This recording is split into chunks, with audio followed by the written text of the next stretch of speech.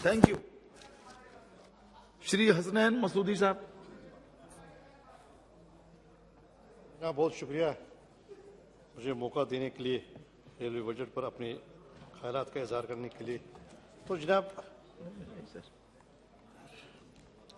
जैसे ये पहला बजट है ऑनरेबल मिनिस्टर का, और पहला ही बजट हर तरीके से, हर रंग से ठीक है, और जो टारगेट्स रखे गए हैं और जो कमिटमेंट्स की गई हैं वो सब एनकरेजिंग है।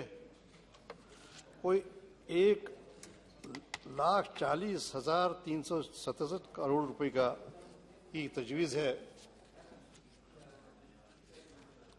जो पिछले साल जो रखे गए थे, इसमें जो बजट की एलोकेशन थी उस पर 27.5% की इसमें इंक्रीज है, और ये रिप्रेजेंट करता है 3.5%, 3.5% ये रिप्रेजेंट करता है टोटल एक्सपेंडिचर का, और ये अगर हम हायरार्की में लें तो 5वें नंबर पर है। तो हर लिहाज से ये एलोकेशन मुनासिब है, और जो लक्ष्य रखे गए हैं, जो टारगेट्स रखे गए हैं वो भी सराहनीय है। नई लाइन 55% के करीब नई लाइन्स बनाई जा रही हैं, और गॉज कन्वर्शन कोई 52% के करीब है, उसकी तजवीज़ है। इसी तरह कोई डबलिंग की 42% के करीब उसकी तजवीज़ है। तो हर तरीके से इस बजट में एक प्रोविजन बनाया गया है कि रेलवे का जो सुविधा है, रेलवे की जो सर्विसेज हैं वो ज़्यादा कंफर्टेबल बनाई जाएं, और ज़्यादा लोगों की सुविधा बढ़ाई जाए। जब ये एम्बिशियस प्लान्स के अलावा कोई तजवीज़ है बुलेट ट्रेन्स की और हर तरीके से सुविधा बढ़ाने की, लेकिन एक चिंता की वजह है, जो कारण है वो ये कि ये रेलवे एक मिनी इंडिया है। रेलवे में जो एक हर रोज सफर करते हैं, रेलवेज में एक छोटा हिंदुस्तान सफर करता है, हर वर्ग के लोग, हर जाति के लोग, हर मजहब के लोग। तो ये हमारे मुल्क के लिए बहुत ही इम्पोर्टेंस रखती है, और इसको डिनस्ट करना या इसको प्राइवेटाइज करना मेरे ख्याल में किसी भी तरीके से जायज़ नहीं है, और वो हित में नहीं है देश के। हमें अभी जो कोविड की वजह से जो हमें सामना हुआ किर्गिस्तान में, बांग्लादेश में, दुबई में और बाकी जगहों पर, जो हमारे स्टूडेंट्स और जो हमारे बिजनेसमैन फंसे हुए थे, उनको लाने में हम किसी भी प्राइवेट एयरलाइन ने वो आगे आकर हमारी सहायता नहीं की, और उस वक्त भी हमने सारा दारोमदार इंडियन एयरलाइंस पर किया। इसी तरह ये जो जरिया है ट्रांसपोर्ट का, रेल, तो ये हमारे लिए एक रीढ़ की हड्डी का दर्जा रखता है, और इसी को अगर आप प्राइवेटाइज करेंगे तो कहाँ देश के हित में होगा, मुल्क के हित में होगा, लोगों के हित में होगा। तो मेरी ये सलाह है कि तकरीबन मिनिस्टर साहब यहाँ तशरीफ नहीं रखते हैं, लेकिन जो उनका जिस तरीके से वो एक्स्ट्रा सॉफ्ट और सॉफ्टिकेटेड है, उनको अपने जिम्मे ये नहीं लेना चाहिए अपने टेन्योर में। ये जो प्राइवेटाइजेशन की बात है कि आप जो भी अच्छा है वो बेच डालें, और जो भी इसमें सबसे कम है वो रखें। तो जनाब एक ज़रूरत यह है कि कंफर्ट जो है पैसेंजर्स की वो बढ़ाई जाए, और जो इंटरनेट की सुविधा है वो इस वक्त रेस्ट्रिक्टेड है। सिर्फ नेट की वो सुविधा सिर्फ मुझे लगता है कि 70% के करीब या उससे कम स्टेशंस पर अवेलेबल है। तो आजकल चूंकि हमारे लिखे पढ़े लोग जो हैं, विद्यार्थी हैं, स्टूडेंट्स हैं, वो सफ़र करते हैं रेल के ज़रिए, तो ये मुनासिब होगा कि इसको स्ट्रेंथ किया जाए ताकि ये जो सुविधा है ये ज़्यादा से ज़्यादा स्टेशन पर अवेलेबल हो। और इसी तरह जब आप एफिशिएंसी लाते हैं सर्विसेज में, तो आपको उन डेस्टिनेशंस का भी ख्याल रखना चाहिए जो इम्पोर्टेंट है मुल्क में।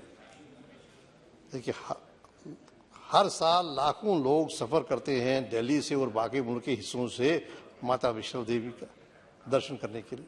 तो चाहिए कि आप जम्मू का जो वहाँ पर सुविधाएं हैं, जो वहाँ पर कंफर्ट्स हैं, जो वहाँ पर फैसिलिटीज़ हैं, वो और स्ट्रेंथ करें और उनको एट पार लाएं जो बाकी सबसे बेस्ट आपके स्टेशन है, जिनमें से एक का भी जिक्र हो रहा था।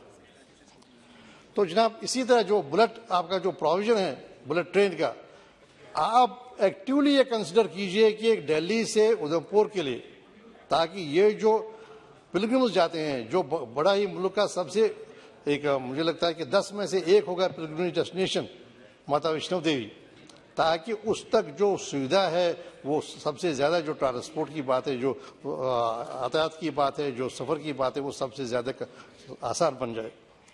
تو جناب اب جو پرائیویٹائزیشن کی بات ہوئی تو انہوں نے پہلے ہی آپ سے گزارش کی کہ اس کو بالکل اس کو بالکل ہی اوائڈ کیجئے۔ اب جموں کشمیر کا تذکرہ میں کروں گا، ہر شعبے میں جموں کشمیر کے ساتھ انیائے کیا جاتا ہے، وہ تو ہم ہر روز یہاں ذکر کرتے رہتے ہیں، وہ ہماری کانسٹیٹیوشنل رائٹس کی بات ہو، اسپیشل اسٹیٹس کی بات ہو، وہ ہماری باقی ہمارا اسٹیٹس ہو، ہماری آئیڈینٹی ہو، ہر جگہ۔ اور ریلوے میں بھی مجھے لگتا ہے کہ کوئی انصاف نہیں ہو رہا ہے جموں کشمیر کے ساتھ۔ ہمارا ٹیکنیکلی اگر کہیں، لٹرلی کہیں، آن لائٹر سائڈ کہیں، قبل مسیح کا ہمارا پروجیکٹ ہے جو ادھمپور بارہمولہ کا ریلوے پروجیکٹ ہے، مجھے لگتا ہے 40 سال 50 سال پہلے اس کی شروعات کی گئی تھی، پھر 10 سال اس میں لگے کہ نہیں جی یہاں ہائیسٹ برج ہے اس لیے جی دیری لگ گئی۔ تو اب یہ بات بھی اچھی ہے کہ ریلوے منسٹر صاحب نے کہ ایک پریورٹائز کیا ہے، چار گروپس میں تقسیم کیا ہے، ایک نیشنل پروجیکٹس بنائے ہیں اور دوسرے وہ جو بالکل ہی پریورٹی میں سب سے آگے ہیں۔ اب یہ آپ نے لکشیہ رکھا ہے، آپ نے ٹارگٹ بنایا ہے کہ آپ دسمبر 2022 تک اس ٹرین کو چالو کریں گے، اس کو آپریشنل کریں گے، لیکن میری یہ گزارش ہوگی کہ آپ اس پر you better stick to it, کیونکہ ہم یہ اعلان سنتے رہے ہیں پچھلے 30 سال میں، اس مارچ میں، اس دسمبر میں، آپ ہر ایک چیز کیجئے تاکہ یہ ایک ڈریم ریئلائز ہو جائے۔ اب ایک اور بات کا بھی آپ نوٹس لیجئے، دیکھیے ہمارا جو نیشنل ہائی وے NH44 ہے وہ 3 مہینوں میں 1.5 مہینے بند رہا، پچھلے 3 مہینوں میں، دسمبر جنوری میں وہ 3 مہینوں بند رہا۔ تو اس میں اگر آپ کی یہ ریلوے سروس اگر ہماری شروع ہو جاتی ہے تو ہمارا کوئی 5 کروڑ کے قریب جو باکسز، فروٹ باکس ہے 6 کروڑ کے قریب، تو ان کے ٹرانسپورٹیشن میں، وہ ڈیسٹینیشنز پر پہنچنے میں ہماری سہولت ہو جائے گی۔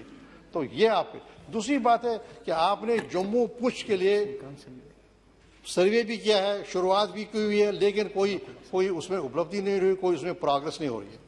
اور آپ جانتے ہیں کہ پنچ اور راجوری ہمارا لائن آف کنٹرول کے ساتھ والا علاقہ ہے اور وہاں کے لوگوں کو پہلے ہی بہت ساری مشکلات درپیش ہیں، تو یہ چاہیے کہ اس پر فوکس کیا جائے، جموں پنچ جو ہماری ہے ریلوے جو لائن ہے، تاکہ اس کو آپریشنل بنایا جائے جتنا جلدی ہو اتنا جلدی۔ تو دوسری بات یہ ہے کہ میں نے پہلے ہی گزارش کی تھی، 2 سال سے میں کرتا رہا ہوں۔ کہاں؟ پنچ راجوری۔ تو دوسری بات یہ ہے کہ میں نے کہا تھا کہ قاضی گنڈ اور پہلگام کے درمیان کیجیے گا، کیونکہ پہلگام امرناتھ یاترا کے لیے آپ کو معلوم ہے کہ ہر سال اور اس کے بعد پلگرمیج ڈیسٹینیشن ہے، اور پلگرمیج ڈیسٹینیشن کے علاوہ ایک بڑا ہی ٹورسٹ ڈیسٹینیشن ہے پہلگام، اور تک لاکھوں لوگ جاتے ہیں۔ سماپت کیجیے۔ تو اس کو آپ اس کی شروعات کیجیے۔ میں نے گزارش کی تھی کہ 2 ہالٹس کی، ایک چھوٹے ہالٹس ہیں اور ہمارا کوئی سپر فاسٹ ٹرین نہیں ہے کشمیر میں جو ابھی قاضی گنڈ سے بارہمولہ جاتا ہے، ایک قاضی گنڈ کے پاس ہے، دوسرا کوئی منسٹر صاحب تشریف نہیں رکھتے ہیں، آپ لکھیں، تو ایک قاضی گنڈ میں ایک ہالٹ ہے پہلے ہی سینکشنڈ ہے، اور 9 بٹپورہ میں ایک ہالٹ ہے، 3 سال سے سینکشنڈ ہے، لیکن ابھی تک وہاں پر لوگوں کو اس کی سویدھا نہیں ہو رہی۔ تو جب یہ جو مینلی جو ہماری یہ گزارش ہے، میری یہ میرا یہ کہنا تھا کہ ان معاملوں کی طرف آپ کی توجہ کی ضرورت ہے تاکہ یہ اور زیادہ ایفیشینٹ بن جائے وہاں کی سروس۔ بہت شکریہ۔ دھنیہ واد۔ ڈاکٹر آلوک کمار سمن جی۔